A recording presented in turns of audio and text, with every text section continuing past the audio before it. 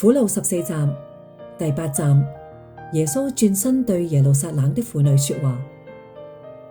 當耶穌走過耶路撒冷街頭嘅時候，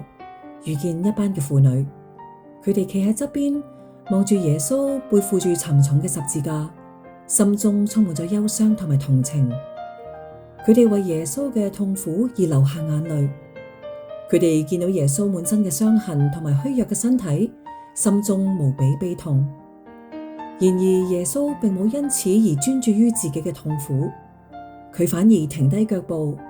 回頭對呢一班為佢哭泣嘅婦女咁講：耶路撒冷的婦女，不要為我哭，應該為你們自己和你們的兒女哭。耶穌同佢哋講，唔需要為佢嘅受苦而哭泣，反而應該為呢一個城同埋呢啲人未來將會所遭遇嘅災難同埋死亡而哭泣。主耶穌冇將苦難嘅注意力聚焦喺自己嘅身上，佢亦都冇自憐自嘆，反而對嗰啲將要受苦嘅人充滿咗憐憫。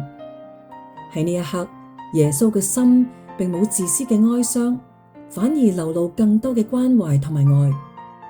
耶穌嘅呢一番說話，除咗係想安慰呢一班婦女，更係一種呼喚，提醒所有嘅人，當我哋面對苦難嘅時候，應該學會從他人嘅痛苦中揾到力量，而唔係只停留喺自己眼前嘅困境當中。耶穌並冇關心自己嘅痛苦，而係將目光放遠，關懷到整個人類嘅未來。佢嘅呢份關愛係一種無私嘅愛，儘管佢自己正經歷緊最深嘅苦痛同埋折磨，